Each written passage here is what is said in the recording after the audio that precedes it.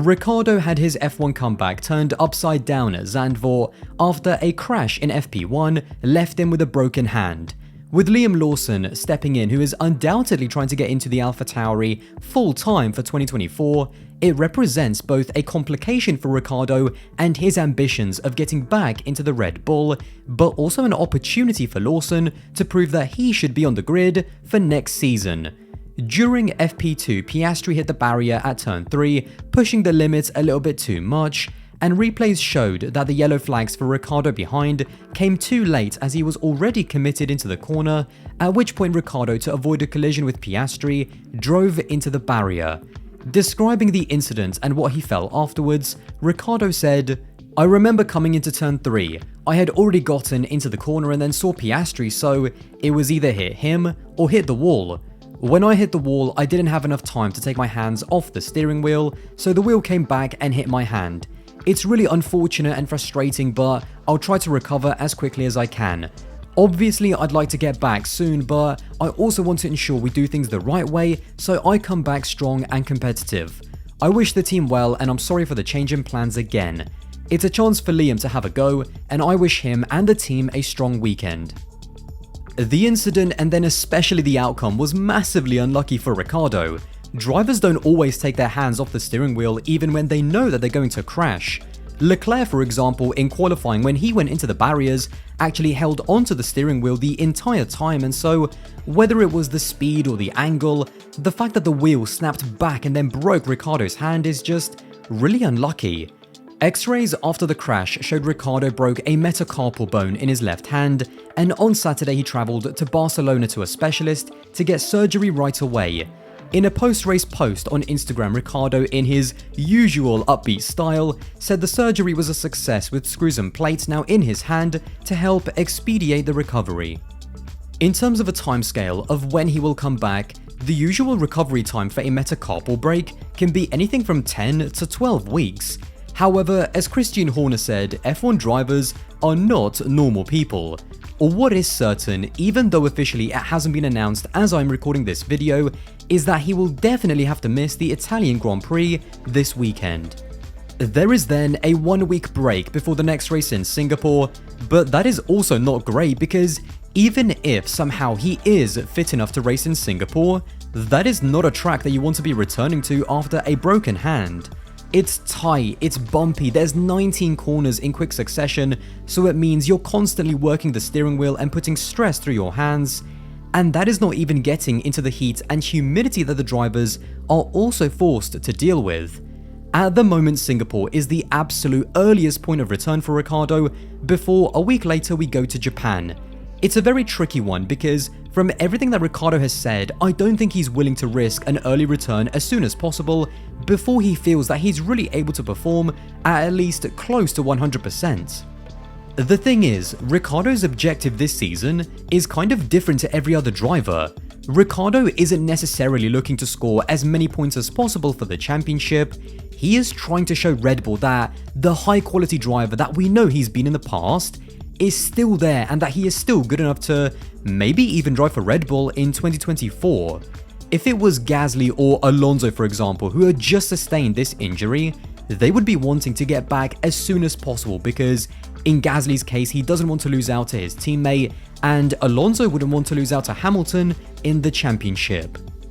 There is a very careful balancing act that Ricciardo is going to have to judge, because he doesn't want to return too early, which will make him underperform and look worse compared to Yuki, but he also can't afford to spend too many races on the sidelines recovering, because every single race that he misses is going to be another opportunity for Liam Lawson to prove that he should be in that AlphaTauri. Before we do get to Liam Lawson, I actually wanted to quickly touch on an event that I got invited to by AlphaTauri. Prior to the Dutch Grand Prix, I was in Amsterdam for the special launch of their collaboration with online auction company Towery.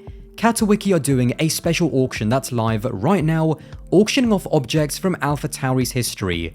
They're also doing a special Ricciardo-themed auction, calling it a Decade of Daniel. Now, this isn't actually sponsored or anything, by the way. I just wanted to give Towery and AlphaTauri a massive shout out because it was an incredible event. we got to see Daniel Ricciardo, before he broke his hand, ride down the canal in Amsterdam on a barge with his actual 2012 Toro Rosso F1 car that is also being sold off and that you can buy. If you want to check out all of the other items being sold, like a Max Verstappen race suit, then check out the link at the very top of the description. And I also want to say a big thank you to every single person watching this video, because without your support, I wouldn't be invited to cool events like this. Anyway, let's not talk about the fact that the first time I met Daniel Ricciardo, he then ended up breaking his hand the very next day and move on to his replacement. I think Liam Lawson, all things considered, had a really strong debut in Formula 1. Just as I mentioned earlier that Singapore is not the track you want to be returning to after a hand injury, Zandvoort is also not exactly the track you want to be driving on to make your F1 debut. He was really in at the deep end, given that not only did he have just one practice session before heading into quali, but the wet conditions throughout the entire weekend also made it an even steeper learning curve when it came to finding the limits of the car. What's also amazing that I realized only after the race was that when the conditions did go from wet to slicks during the Grand Prix, that was the very first time he'd ever driven that car on slicks the whole weekend. Throughout practice 3, it was just all about getting the laps under his belt, and for the most part that kind of continued in qualifying, where he qualified last, 1.2 seconds behind Bottas. In the race, however, everything was thrown at him. A wet start, changeable conditions, red flags, cars on wet, cars on inters, cars on slicks. It was a day where if he made a mistake and threw it off the road, we'd easily be here saying, well, it's understandable because look at all of the experienced drivers that have also made a mistake. But instead, the mere fact that he didn't make a mistake in tricky conditions, I think it shows that he knew that it was just all about learning the car and just getting to the end in one piece. Even his little battle with Leclerc I thought was really fun to watch. And yes, although the Ferrari had damage, it was still cool to see him get a chance to battle wheel to wheel.